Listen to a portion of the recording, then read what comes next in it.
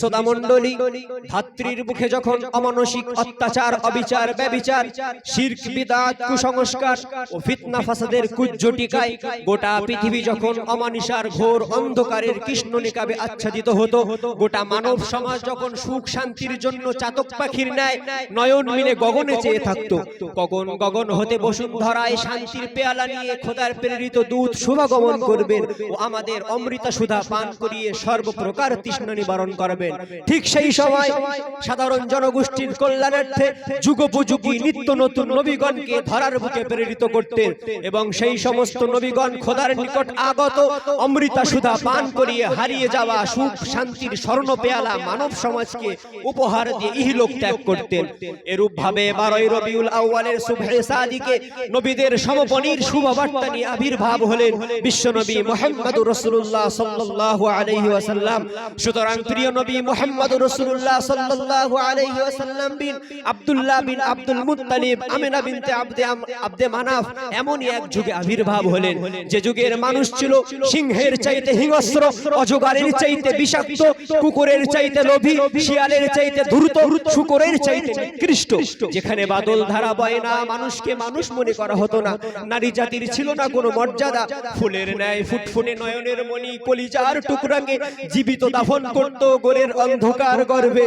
যে যুগের কথা স্মরণে পড়লে নয়ন দিয়ে গড়িয়ে পড়ে ঝর্ণা ধারা অস্ত্রচর, পাষাণ হৃদয় ডুকরে কেঁদে ওঠে, বক্ষ পিঞ্জরে হাহাকারের প্লাবন বয়।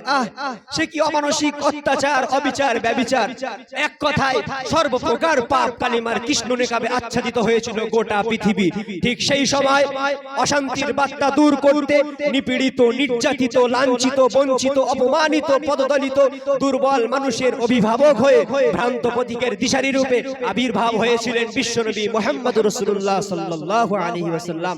সুতরাং প্রিয় নবী মুহাম্মদুর রাসূলুল্লাহ সাল্লাল্লাহু আলাইহি ওয়াসাল্লাম 63 বছর জীবন আদর্শে যে মনোরম অপূর্ব আদর্শ থিওরি মানব সমাজকে উপহার দিয়েছেন তা পাওয়া যায়নি হিন্দু, মুসলিম, ইহুদি, খ্রিস্টান, শিখ, পারসি, শিশু, যুবক, রাখাল, কৃষক, ধনী, গরিব, জ্ঞানী, মূর্খ, যোদ্ধা, সেনাপতি, ফকির, দরবেশ, মোট কথা সর্বপ্রকার, সর্বকালের, সর্বযুগের, সর্বশ্রেণীর জন্য প্রযোজ্য যে আদর্শের কথা পাওয়া যায়নি রাশিয়ার নিমার্স আদর্শ থেকে, লেনিনের মতাদর্শ থেকে, চীনের কনফুসিয়াসের পরিকর্মা থেকে, গৌতম বুদ্ধের জীবনী থেকে, স্বামী বিবেকানন্দ ও শ্রী রামকৃষ্ণের শিক্ষা থেকে সকলের মতাদর্শ পন্থা নিক্ষিপ্ত হয়েছে ইতিহাসের রাস্তা ঘুরে।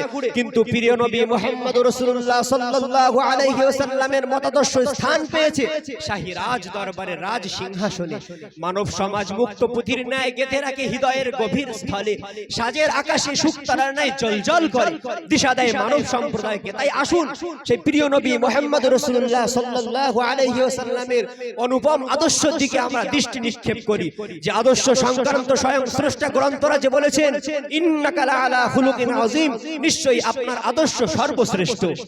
যে যার নিদর্শন পরিস্ফুটিত হয় শৈশবকালে, দুধ মাতার দুধ পানকালে, কারণ কখনো ডান স্তন ব্যতীত রক্তে রাঙা কমল অষ্ট স্পর্শ করেনি আপন সোনার জবানে, অবৈধ কর্মে পদক্ষেপ নেয়নি কঠিন কালেও, কারণ সততা ছিল তার পেশা, আমানতদারি ছিল তার নেশা, সত্যবাদিতা ছিল তার চিরসঙ্গী, পুণ্যতা ছিল তার কামনা, সাধনা ছিল তার প্রিয়, সহানুভূতির প্রতি ছিল উদ্গ্রীব, দান ছিল তার অভ্যস্ততা, গরিবের ছিলেন দাতা, ধনীর ছিলেন মাতা, এতিমের ছিলেন পিতা, দুঃখীর ছিলেন সহায়ক, সুখীর ছিলেন আশা, অসহায়ের ছিলেন ভরসা, মিথ্যার ছিলেন শত্রু, অসতের ছিলেন বিতৃষ্ণা, কথাবার্তা ছিল তার নম্র, ভদ্রতায় ভরা মুক্তমালা, ভাষা ছিল তার মিষ্টি, ওঠা বসা খাওয়া দাওয়া ছিল তার আদর্শিক, লেনদেন ছিল তার ঝর্ণার চেয়ে পরিষ্কার, জীবন ছিল তার সূর্যের চেয়ে উজ্জ্বল, পুষ্পের চেয়ে মনোহর, মোট কথা সর্বে গুণেই গুণবিত।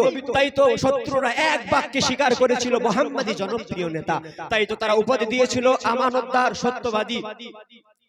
প্রিয় নবী মুহাম্মদুর রাসূলুল্লাহ সাল্লাল্লাহু আলাইহি ওয়াসাল্লাম তার স্ত্রী হযরত খাদিজা রাদিয়াল্লাহু তাআলা আনহুর সাক্ষ্য উক্ত উক্তি বাক্য বহন করে, যা বুখারী শরীফে উল্লেখিত, লাকাদ খাশিতু আলা নাফসি, অর্থাৎ হুজুর পাক সাল্লাল্লাহু আলাইহি ওয়াসাল্লামের অন্তরে ভয় ও বিভীষিকার কালো রেখা আঁচড় দিল, যা হযরত জিবরাইল আলাইহিস সালামের প্রথম সাক্ষাৎ লাভে ফাকালাত খাদিজাতু, তো হযরত খাদিজা রাদিয়াল্লাহু তাআলা আনহু বলেন, ইন্নাকা লাতাসিলুর রহিম, আপনাকে আল্লাহ তাআলা কোনদিনও অপদস্থ লাঞ্ছিত করবেন না, না, ইন্নাকা লাতাসিলুর রিহিম, অর্থাৎ আপনি সর্বদা আত্মীয়তার বন্ধন অক্ষুণ্ণ রাখেন।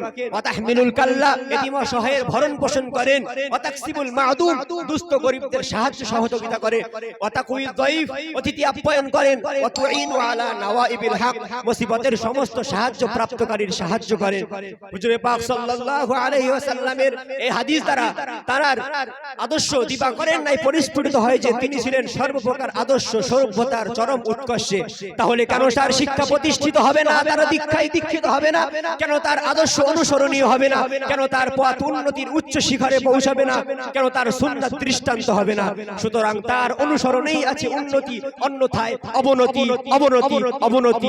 তাই আজ যদি আমরা তার অনুপম আদর্শে আদর্শিত হতে পারি, তাহলে ইহকাল ও পরকাল নিশ্চয়ই আমাদের কদম চুমবে। তাই তো কবির কলম বলে, নবীর চরিত্র চিত্রিত করে যে আপন চিত্ত মাঝে, সম্মানের আসনে সমসীন তারা বিশ্ব